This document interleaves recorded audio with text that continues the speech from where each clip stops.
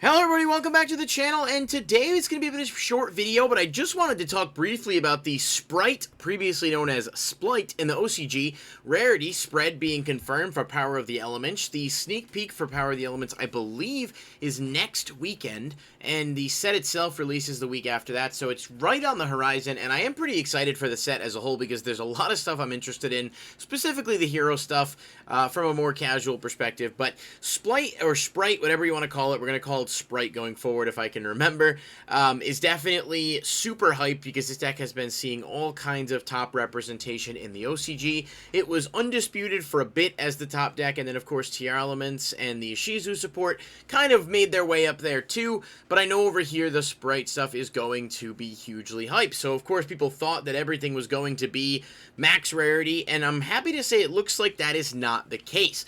As of now, unless there's some TCG exclusive support for them, which I don't expect this early on, Spright Blue is the only secret rare out of all of them, and this is obviously the best one. Of course, it does read, if you control a level or rank 2 monster, you can special summon this card from your hand. You can only special summon Spright Blue once per turn this way. If this card is special summoned, you can add one Spright monster from your deck to your hand, except Spright Blue. Now, I never got a chance to make a video talking about Spright, and I'm not going to waste everyone's time going through it right now, because a lot of people probably just want to know about the rarities and the overall thoughts, but Spright Blue is definitely a really good card, and it's not shocking that the Searcher is the one that got the rarity upgrade, so it's a little annoying. It's probably going to be kind of pricey, but it doesn't seem like it should be too bad overall. Spright Elf is one of the ultra rares. We've seen these trends a while now in recent sets where like these archetype cards get 2 or 3 ultra slots, and usually one of them is in the $10 to $12 range and the rest are pretty affordable. Hopefully that's the case here and that kind of continues. I don't really see any reason to think that Spright Elf is going to be unattainably expensive outside of, pre-release weekend, but it's definitely a really good card. It does a lot for the engine, and it's not a surprising move to see the Ultra, which is also, relatively generic for this card. The next one that got the Ultra is, of course, Spright Starter, which allows you to special summon a Spright from the deck, and then you lose life points equal to its original attack, but it does lock you into level, rank, or link 2.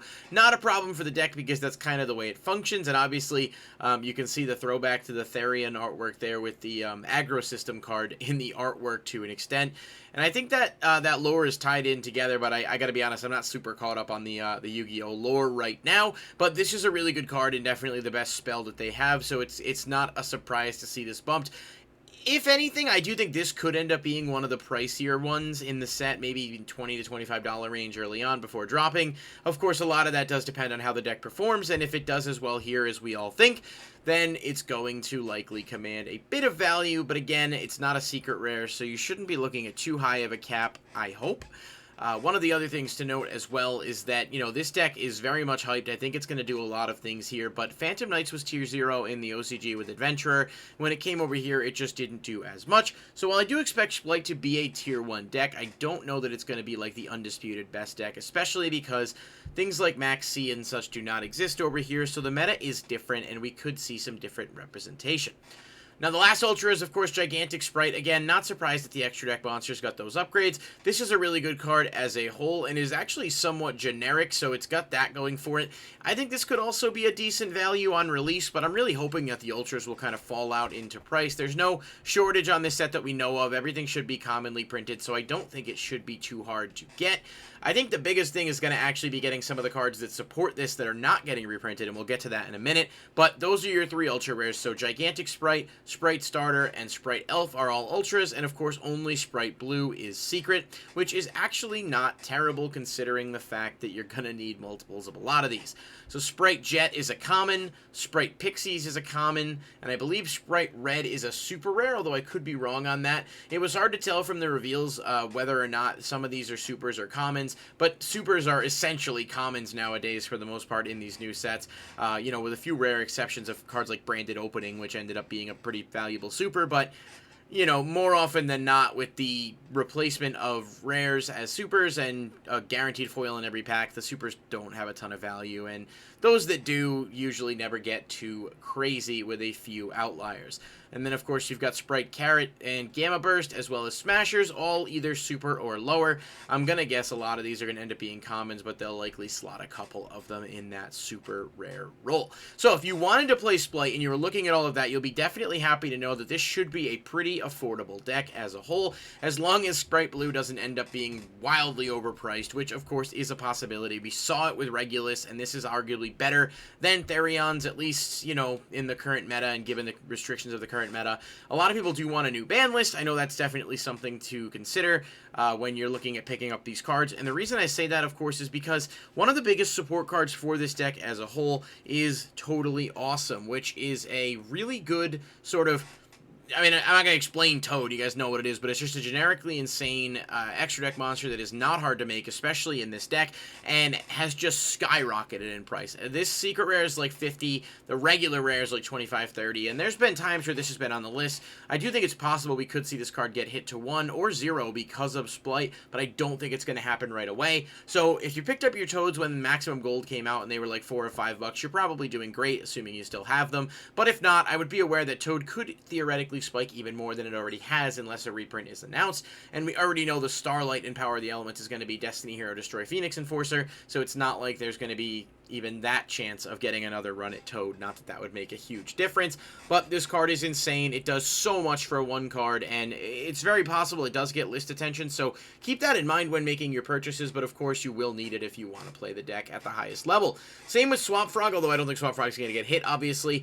Spright Frogs has been the best way to play the deck. Swap's Ultimate Rare has gone way, way beyond what anyone's probably going to want to spend on it unless you're just a high rarity player or you're just, you know, have that extra bankroll, because I think it's like $3.50 a piece for the ultis.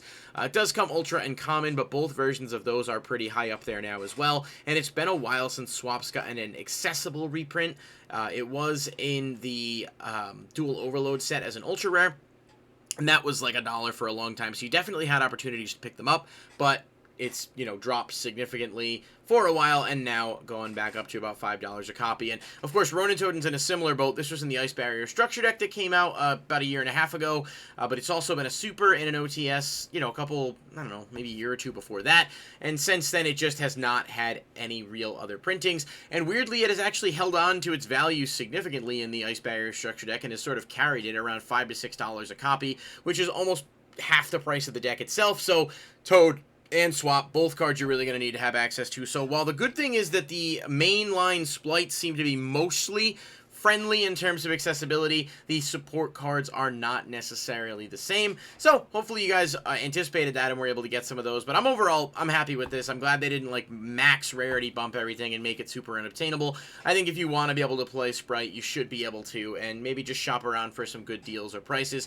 But always make sure to realize that pre-release weekend prices are not always going to be your best deal, and you want to make sure you're doing what you can to, you know, maximize your funding if you're going to be buying a deck like this. But I think Spright will be good. I think it's good to see that Konami didn't go too crazy with the rarity upgrades, and I think it should probably be pretty accessible. So let me know what you guys think. Do you guys happy with the rarities? You think, you know, you surprised? I don't know. Sound off in the comments down below. Let me know what you think. And if you do enjoy the content and the conversation, please like the video and subscribe. Click the bell icon to stay notified for all the newest videos, and I'll see you in the next one. Peace.